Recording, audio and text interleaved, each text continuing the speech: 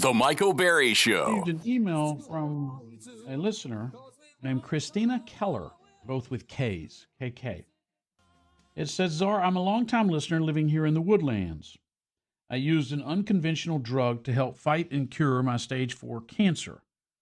Dog dewormer called fenbendazole. I share my story in a recently released book called Touch Your Tatas, and it can be found on Amazon, Barnes & Noble, and other online retailers. I can just hear the older women right now. Oh, God, is he going to continue with this? Is he really? What is this, one big sex session? What is he doing?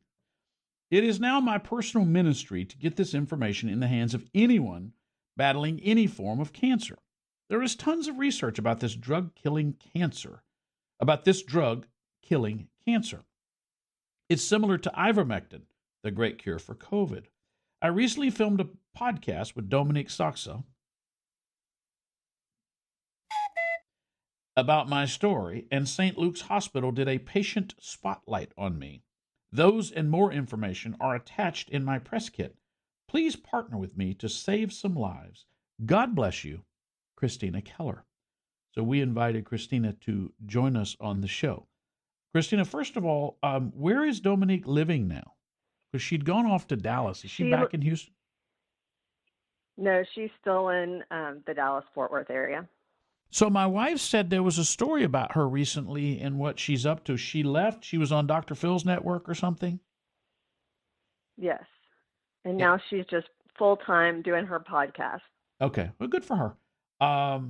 Steve Wasserman once told me, he was the head of Channel 2 at the time. We went to lunch one day, years ago. And he said, I asked him, what is your single accomplishment you're most proud of? He said, I don't have to think twice. I took a young lady from the traffic desk in the back that nobody ever saw, and I moved her to in front of the anchor desk and taught her how to become an anchor, and she became one of the most popular anchors in the country. I said, that's a pretty good move there. Christina, let's start with why you call the book Touch Your Tatas, and then we'll go into the dog dewormer. Okay, sure.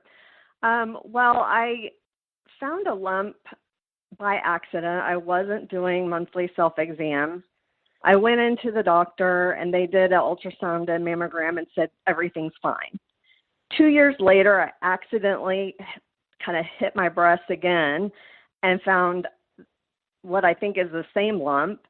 And I went back in, and they said, let's do a biopsy. Let's do an ultrasound and mammogram. And they wanted to do a biopsy. And it came back cancer, and I found out on Valentine's Day last year. And so it's pretty surprising to me that it wasn't caught on normal imaging systems. And so I found out later that the kind of breast cancer I have is invasive lobular carcinoma, which grows like lace. And so it's really hard to spot that on a mammogram or ultrasound because it's not a solid mass. And so that's kind of why they kept missing it. But why I call it Touch Your Tatas is because I really wasn't touching my tatas. And if I had been doing that monthly, I would have felt that lump a lot sooner, and I would have probably caught it before it became stage 4 and spread to my liver. I want to get to it spreading to your liver, but what you're talking about is self-exam. Exactly. And all I've ever heard is I have breast cancer in our family. So my mother had a breast removed. 3 of my great aunts had breast cancer. So breast cancer was something I began reading about pretty early on in life. And self-exam is a big part of that. Did you have a reference for how to do it that you used, what to look for, those sorts of things? No, actually, the reason I call it Touch Your Tatas is because I wasn't doing that. And I felt like it was just sort of weird, and so I just felt uncomfortable doing that. And so in the end, after I've been through my whole cancer journey, one of my biggest things is, hey, don't be afraid to touch yourself and be your own health advocate, because that's really important. You know, one of the suggestions maybe is women can ask their husbands to help with it. Hold on just a moment. Christina Keller is our guest. The book is called Touch Your Tata. This segment exclusively produced by Hawaiian Chad Nakanishi. Aloha, broha. The Michael Berry Show. Christina Keller is our guest. She emailed me about her stage 4 cancer and using a dog dewormer called fenbendazole to treat it, and how she was healed. Let me say, as I've said many times before, when people hear that I have a guest on, they will often say, I can't believe you had that person on, because that is somehow an endorsement of everything that person says. Often, I don't know the ins and outs of what a person's going to say. I believe in the marketplace of ideas, and I believe that you are sophisticated, mature adults who can hear lots of different opinions and take or leave whatever they may be. That will be true as we enter the political season. And as I talk to political candidates, that doesn't mean I've endorsed that person. I will have multiple candidates from a particular race on the air. That will be your opportunity to hear what they have to say. Nothing more, nothing less. That is true of medicine. That is true of politics. That is true of races and most everything else. So I feel like I need to restate that again. I think different ideas are good. And I think getting ideas out there, even if they're unconventional, is good, because it may help someone or may spur you to read more and learn more. So, Christina Keller, the book is Touch Your Tatas. Let's talk about your stage 4 cancer. How'd you find out you had it? Well, I started doing some scans once I knew I had breast cancer in preparation for a double mastectomy. And in the scans, my oncologist saw like a shadow on my spleen for a breast MRI that I did. And she said, usually cancer doesn't spread to the spleen, but just to cross our T's and dot our I's, let's do kind of a full body scan. And so when we did that, she saw 3 spots on my liver.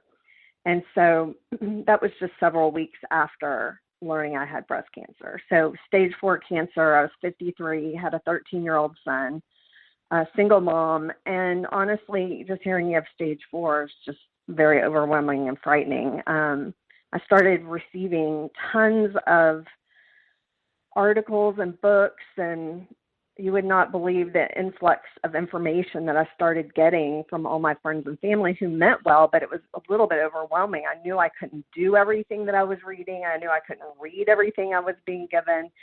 But an interesting thing, I prayed for 3 things early on. 1, that I would pick medical professionals who would partner with me in my care. 2, that the Lord would guide me in what kind of treatment that I would do. And 3, I pray for physical healing. And honestly, I just feel like the Lord brought this one article to me 3 different ways from 3 different friends who don't know each other, that talked about a man named Joe Tippins.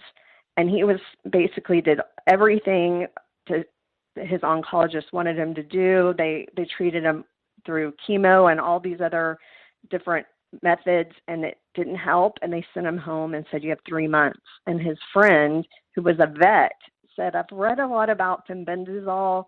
Let's try it. You have nothing to lose. And that's the thing is, when you have stage 4 cancer, I personally didn't want to hear there's nothing more we can do for you before I tried everything, And so, of course, initially, I didn't tell the whole world that I was taking dog dewormer. I also did hormone therapy. I'm not saying I didn't do traditional medicine. I did. I did everything my oncologist said. I took hormone therapy. It was hormone blockers and cell cycle inhibitor. And she also knew I was taking fenbendazole. She didn't have a problem with me doing that. And I just followed the protocol that this Joe Tipton's guy came up with, and that many people, I was on a Facebook group and just listening to people every day say they had success.